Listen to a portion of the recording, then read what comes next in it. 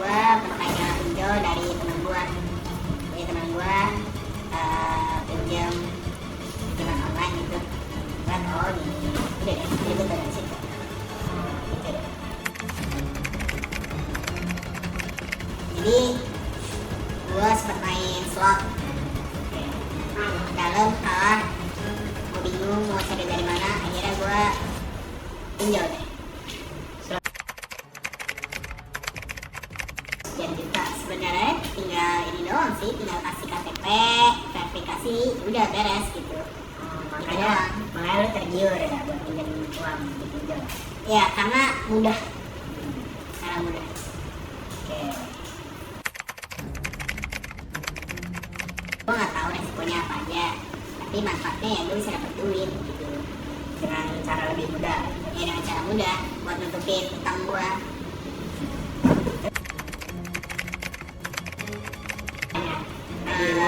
Biasanya kalau pinjol itu kan ngasih nomor telepon kerabat dari situ dulu kalau misalnya nggak bayar. Tapi misalnya kerabat yang nggak ini, paling didateng-datengin sih biasanya. Datanginnya ke sesuai alamat KTP berarti. Iya.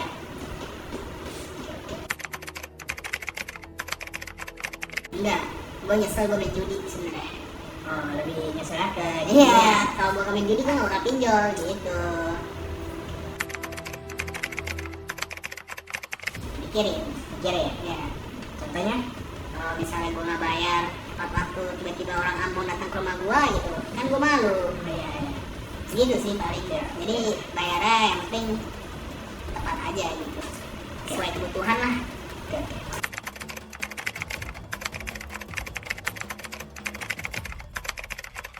Jadi saya kena pinjol karena rekomendasi dari teman saya, di mana saat itu saya sedang mengalami kesulitan keuangan, lalu teman saya merekomendasikan suatu pinjol untuk membantu saya mendapatkan uang lebih mudah.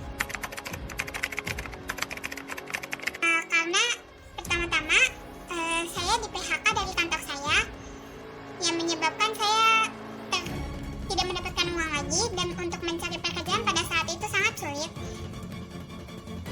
Setelah itu, karena rekomendasi teman saya merasa bahwa pinjol menjadi alternatif atau cara yang dapat saya lakukan agar saya bisa mendapatkan uang secara cepat untuk melakukan pembayaran, di mana saya memiliki beberapa tunggakan yang mengakibatkan saya merasa sangat pusing dan stres pada saat itu, dari mana saya akan mendapatkan uang secara cepat.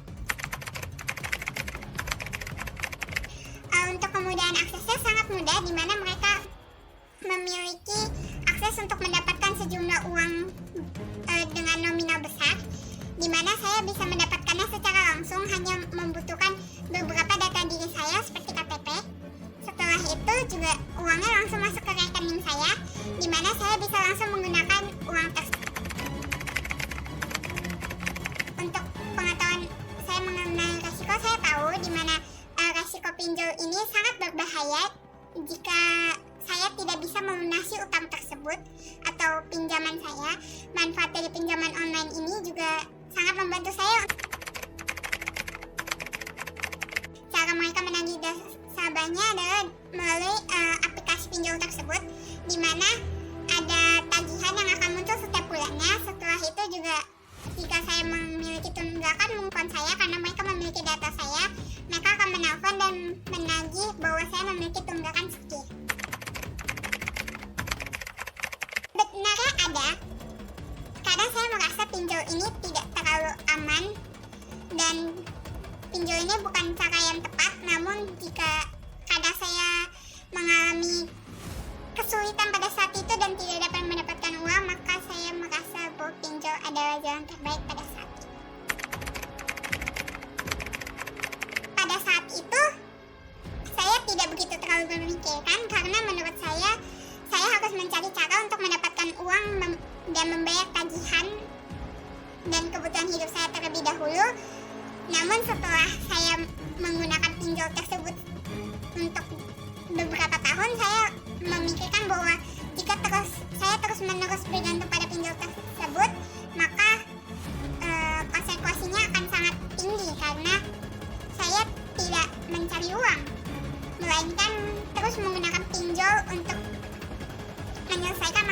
keuangan saya.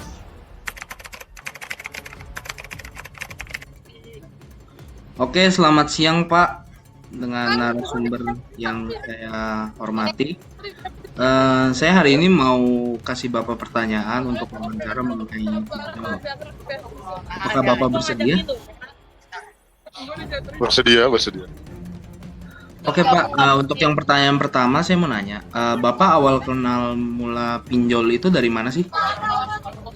Ya, awalnya saya coba-coba soal pinjol, saya mulai dari iklan-iklan yang sering nongol di medsos. Teman-teman saya juga sering cerita-cerita, sering WD, sering JP. Katanya gampang banget sih buat dapetin duit gitu. Oh, jadi Bapak mulai tertarik gitu ke pinjol-pinjol seperti itu. Iya, benar. Saya mulai tertarik di situ. Terus itu kenapa sih Bapak bisa terjerumus ke pinjol itu? Kenapa Bapak mau nyemplung ke situ? Ya, saya karena kebutuhan mendesak, yang butuh duit cepet ya, jadi nggak ada biaya mendadak yang habis ditunda. Jadi saya pinjaman online, katanya kayak solusi paling cepet sih dan praktis itu. Oh. Kalau untuk peminjaman online itu kemudahan akses apa sih yang diberikan dari pinjol itu? Ya sebenarnya cuma download aplikasi, isi data, dan foto KTP sih. Foto KTP beres deh. Pokoknya cepet deh, cepet banget itu. Karena cuma beberapa menit doang buat dapat persetujuan. Oh. Nah, kan Bapak ini kan pinjol. Bapak tuh ada nggak sih literasi atau pengetahuan mengenai risiko dan manfaat dari pinjaman online ini? Ya saya sih tahu kalau pinjol itu ada manfaatnya, kayak bisa dapat duit cepat dan gampang. Tapi resikonya juga gede, bunganya tinggi banget, dan kalau telat bayar bisa kena denda. Dia nggak main-main. Lalu waktu itu saya lagi butuh banget sih, jadi resiko kepinggir dulu deh, nggak mikirin resikonya saya. Nah, kan kalau pinjol itu ada jatuh temponya ya Pak. Nah, kalau misalkan Bapak lewat dari jatuh temponya tuh, dia tuh nagihnya gimana sih ke nasabah-nasabahnya yang pinjam? Ya saya nagihnya lumayan galak sih, biasanya ditagihnya saya sering nelpon, kirim SMS, email. Kadang juga kalau udah telat bayar, mereka bisa nelpon berkali-kali dalam sehari. Bahkan bisa ngubungin keluarga saya atau teman-teman saya buat maksa saya bayar. Oh, Bapak setelah menerima konsekuensi tersebut, Bapak ada penyesalan nggak sih karena sudah terjerumus ke pinjol? Oh udah pasti saya nyesel banget sih, bunga tinggi banget, dan denda paling telat paling kalau tambah mumet malah kalau udah telat bayarnya.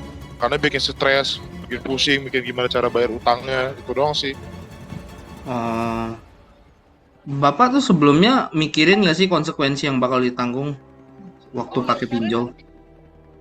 Jujur aja, saya waktu pertama kali minjem gak pernah mikir sih buat konsekuensinya. Soalnya yang ada di otak saya tuh yang mikirnya duit supaya dapat duit banyak gitu. Soalnya saya banyak kebutuhan mendesak di saat itu juga. Oh, jadi pinjol tuh maksud Bapak untuk alternatif paling cepat gitu ya? Iya, buat mendapat duit paling cepat saya. Oh, oke deh Pak. Makasih buat waktunya udah diluangin. Saya berterima kasih karena sudah membantu tugas saya. Oke, terima kasih ya Pak. Dari video wawancara yang telah dipaparkan, kita harus stop penggunaan pinjaman online. Ilegal. Menggunakan pinjaman online ilegal dapat membawa dampak buruk bagi kehidupan finansial dan mental penggunanya.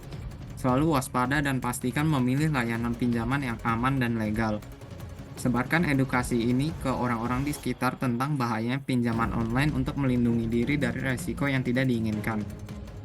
Dengan adanya edukasi ini, pengguna dapat membuat keputusan yang lebih bijak dan terhindar dari jeratan pinjaman online. Jaga kesehatan finansial dan selalu berhati-hati dalam memilih layanan pinjaman. Apabila ingin menggunakan pinjol, gunakanlah secara bijaksana.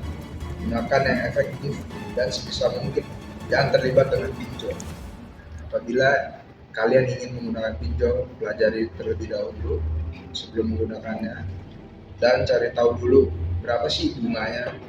Terus apa sih manfaatnya untuk kita menggunakan pinjaman online secara ilegal maupun legal.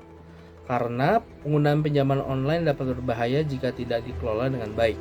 Berikut adalah beberapa bahayanya. Yang pertama adalah bunga yang tinggi.